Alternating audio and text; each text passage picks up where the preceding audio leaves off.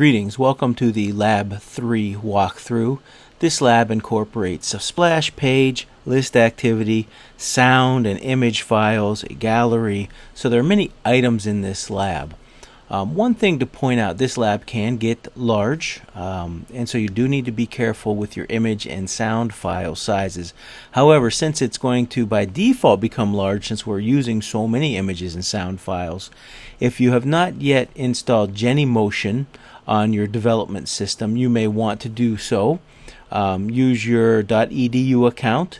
There is a link in the course site to get to the download, and it is free and runs much more quickly than the default emulators in Android Studio. If you are pushing it to an Android device to test your code, you really don't need Genymotion. Your Android device pushing it to that will actually be much faster. So now let's go ahead and start, and as soon as we start, of course, we will see a splash page when we start the app.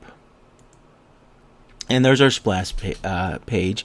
Please don't make it last, 1,000 milliseconds. I mean, just a few seconds is fine. And here's our list activity. Notice our icon throughout in our list. We have, remember, links to web pages. We have links to sound files. We have link to an image. We have link to a gallery. So let's look at a few of these. So this goes to a website. And remember, when we go to a website, we're outside the app, so there's really no way we can code how we're doing it, no way to code for us to get back except using the default Android button.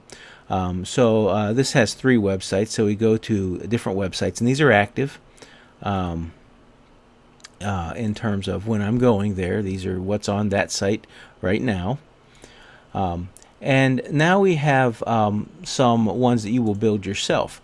Now this is a little bit dated lab, so the top upcoming games link, of course, some of these games have been out. One thing here that doesn't work as well with certain layouts you need to be careful is notice they do have 6 images, but they do not have enough space set aside for the view. So we do click and it loads, and he says choose game DayZ.